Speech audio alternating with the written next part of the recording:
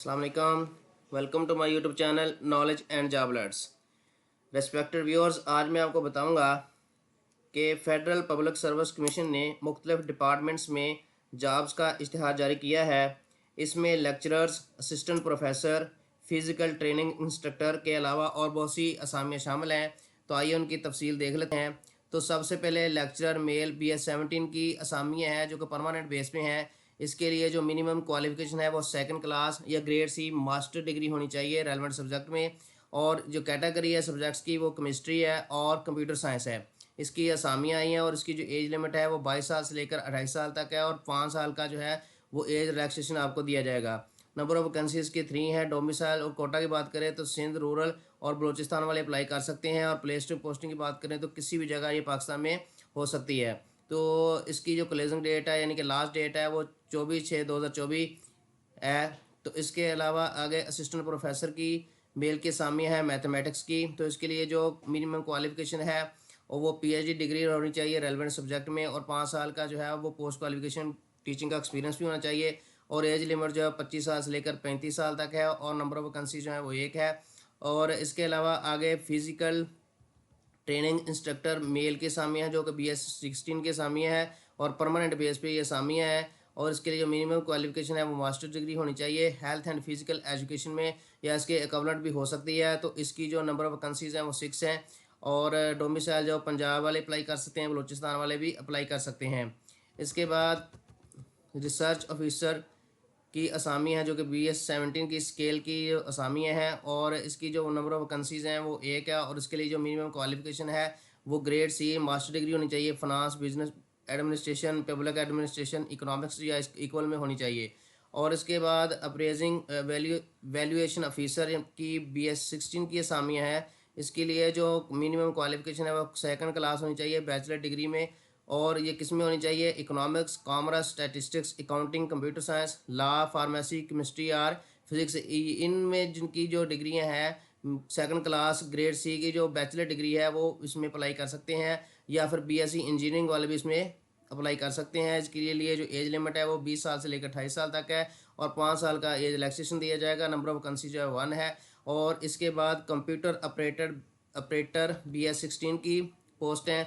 इसमें number of vacancy देख लें तो 2 है। इसके लिए जो मिनिमम क्वालिफिकेशन है वो सेकंड क्लास बैचलर डिग्री होना जरूरी है। इसके लिए एज लिमिट जो है वो 20 साल से लेकर 28 साल तक है। उसके बाद एग्रीकल्चर ऑफिसर BS 17 की परमानेंट बेस पे असामियाँ हैं। इसके लिए जो मिनिमम क्वालिफिकेशन है वो BSc ऑनर्स एग्रीकल्चर डिग्री में होनी चाहिए और नंबर ऑफ वैकेंसी जो है वो 5 है। इसके लिए जो डोमिसाइल कोटा है वो GB ओपन मेरिट है और बाकी वोमेन कोटा भी इसमें शामिल है। प्लेस ऑफ पोस्टिंग जो है एनीवेयर इन गिलगित बल्तिस्तान है। तो इसके बाद मेडिकल ऑफिसर BS 17 की परमानेंट बेस पे असामियाँ है। तो इसके लिए जो क्वालिफिकेशन है वो MBBS है और मैक्सिमम एज जो है वो 28 ईयर्स है। और प्लेस ऑफ पोस्टिंग जो पाकिस्तान की किसी भी जगह पे हो सकती है और इसकी जो एक वैकेंसी है।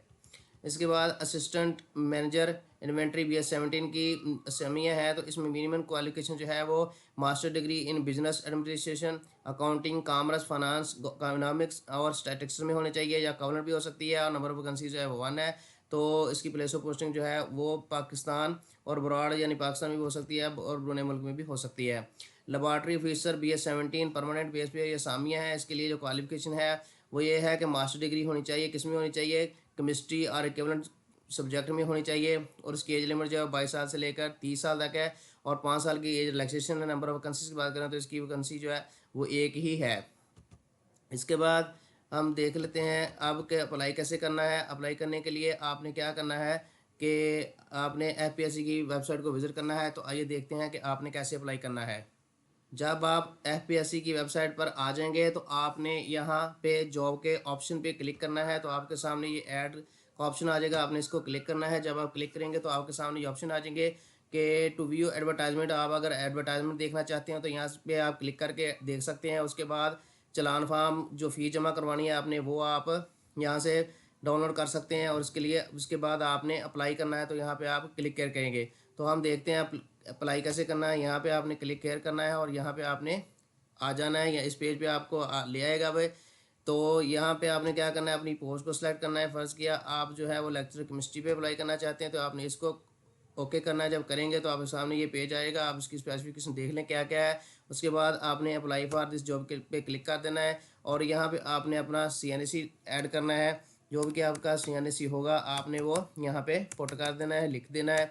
उसके बाद आपने फ़ीस कब जमा करवाई है, जिस डेट को आपने फ़ीस जमा करवाई होगी वो डेट आपने सेलेक्ट कर लेनी है। उसके बाद फ़ी डिपॉज़िट, तो ये हम देख लेते हैं कि कौन से स्केल की कौन सी कितनी फ़ीस है। तो आइए मैं आपको बता देता हूँ। इसके लिए जो फ़ीस है वो ये बताई गई है कि BS 16 और 17 के लिए 300 रुपया फ़ीस है, जबकि BS 18 के लिए 750 रुपये और BS 19 के लिए 1200 और BS 20 के लिए जो है 1500 रुपया फ़ीस है रखी गई। तो आपने क्या करना है कि ये फ़ीस को आपने माइंड में रखना है और आपने जिस भी स्केल पे अप्लाई करना है उस हिसाब से आपने फ़ीस जमा करवानी है। तो 17 के स्केल के लिए है तो आपने उस हिसाब से फ़ीस जमा करवानी है, और अगर 16 के है तो उस हिसाब से करवानी है। तो यहाँ पे आपने फीस सेलेक्ट कर लेनी है। उसके बाद आपने बैंक का नेम करना है। तो जो बैंक है आप national bank of Pakistan, state bank of Pakistan और गवर्नमेंट ट्रेजरी में अपनी फ़ीस जमा करवा सकते हैं। तो आपने जहाँ भी फ़ीस जमा करवानी है वो सिलेक्ट कर लेना है। उसके बाद आपने बैंक का कोड जो है वो देना है। जो भी बैंक का कोड होगा वो आपने यहाँ पे लिख देना है। उसके बाद आपने बैंक लोकेशन जिस जगह भी आपने ये फ़ीस जमा करवाई है वहाँ आप वही आपने जो है वो डिस्ट्रिक्ट सेलेक्ट कर लेना है। यहाँ पर ये भी बताया गया है कि यहाँ से भी आप जो है वो चलान फॉर्म डाउनलोड कर सकते हैं। तो जब आप चलान डाउनलोड करेंगे तो आपके सामने ऐसे एक चलान खुलकर आ जाएगा। तो आपने इसको फिलअप करना है। फिलअप करने के बाद आपने मुतलका बैंक जो है उनमें इसको फ़ीस को जमा करवा देना है।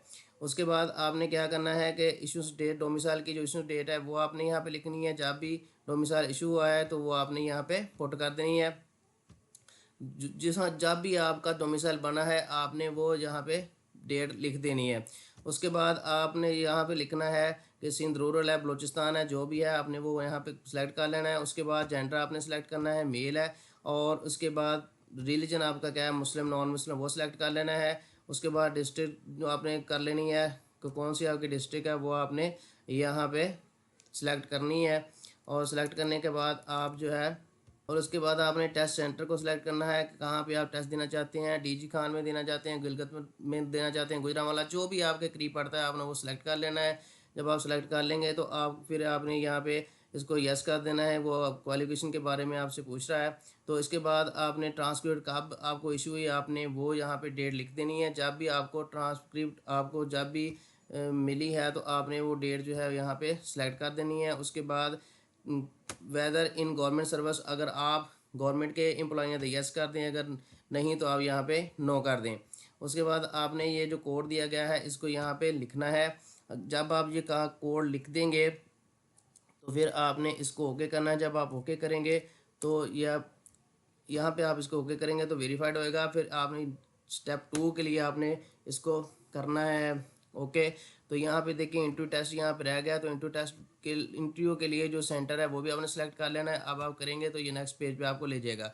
जब आप नेक्स्ट पेज पे आ जाएंगे तो यहाँ पे क्या होगा कि आपने सबसे पहले अपनी जो है पासपोर्ट साइज़ पिक्चर को यहाँ पे अपलोड करना है। चूज़ फाइल पे जाएंगे, वो आपको अगले आपकी गैलरी में ले जाएगा। वहाँ से आप अपनी पिक्चर को जो है वो सिलेक्ट करके यहाँ पे अपलोड कर देंगे।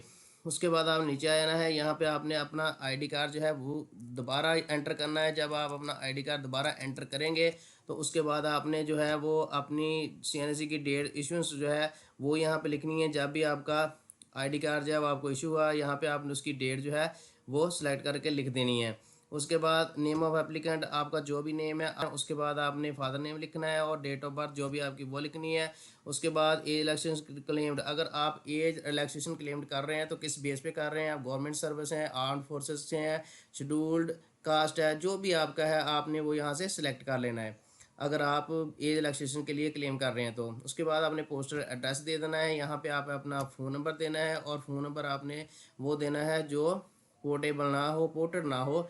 तो पोर्टेड वो होता है जो कि एक नेटवर्क से दूसरे नेटवर्क पे कन्वर्ट ना हुआ हो। उसके बाद आपने फ़ोन नंबर दे देना है और ईमेल एड्रेस यहाँ पे आपने पुट करनी है। उसके बाद डिसेबिलिटी को सिलेक्ट करना है कि आपको कोई डिसेबिलिटी खुदा न खास्ता है तो यहाँ पे लिखनी है, अगर नहीं है तो इसको छोड़ देना है। उसके बाद आपने ऐड क्वालिफ़िकेशन को ऐड करना है। आप की जितनी भी क्वालिफ़िकेशन है वो आपने यहाँ से सिलेक्ट कर लेनी है। तो आप जिस लेवल की भी सीट पे कर रहे हैं उसके लिए रिक्वायर्ड क्वालिफिकेशन जो भी है वो यहाँ से आप जो है वो उसको सिलेक्ट करेंगे। सिलेक्ट करने के बाद आपने क्या करना है, नीचे आना है, रिजल्ट डिक्लेयर की आपने यहाँ पे डेट लिखनी है, कब आपका रिजल्ट जो है वो डिक्लेयर हुआ, यहाँ पे आपने उसकी डेट लिखनी है। उसके बाद बोर्ड यूनिवर्सिटी को आप सेलेक्ट करना है कि किस बोर्ड या यूनिवर्सिटी से आपने इसको किया है। तो यहाँ पे आप उसको सेलेक्ट करेंगे, यहाँ पे आप अपना ग्रेड लिखेंगे, अपना ग्रेड क्या है। उसके बाद यहाँ पे अपनी डिवीज़न लिखेंगे, सिलेक्ट करेंगे डिवीज़न फर्स्ट है सेकंड थर्ड जो भी है। उसके बाद यहाँ आप अपना CGPA लिखेंगे कि आपका CGPA क्या है। उसके बाद मेजर सब्जेक्ट कौन से थे, जो आपने डिग्री की हुई है उसके मेजर सब्जेक्ट कौन से थे, तो वो यहाँ पे लिखने हैं। उसके बाद आपने सेव कर देना है। जब आप सेव कर लेंगे तो उसके बाद आपने नीचे आ जाना है, ये आपने हल्फनामा जो है उसको पढ़ लेना है और टिक कर देना है। टिक करने के बाद आपने सबमिट कर देनी है अपनी एप्लीकेशन। जब आप अपनी एप्लीकेशन सबमिट कर देंगे तो आपके सामने जो है वो एक फॉर्म फिल कर आ जाएगा। तो आपने वो जो है वो प्रिंट के तौर पे निकाल के रख लेना है, और प्रिंट निकालने से पहले आपने एक दफ़ा उसको देख लेना है, अगर कोई मिस्टेक है तो आपने वो दूर कर लेनी है। तो ये थी जो आज की हमारी वीडियो। अल्लाह ताला से दुआ है कि अल्लाह ताला आपको हर मैदान में कामयाब फरमाए। तो ऐसी ही मालूमाती और नॉलेजेबल वीडियो हासिल करने के लिए हमारे YouTube channel knowledge and job alerts को ज़रूर सब्सक्राइब कर लीजिएगा, लाइक कीजिएगा और कमेंट कीजिएगा और शेयर कीजिएगा, और बेल के आइकॉन को ज़रूर दबा दीजिएगा ताकि हमारी आने वाली हर वीडियो आप तक जल्द से जल्द पहुँच सके। अल्लाह ताला आप सबका हामी नासिर हो। अल्लाह हाफिज़।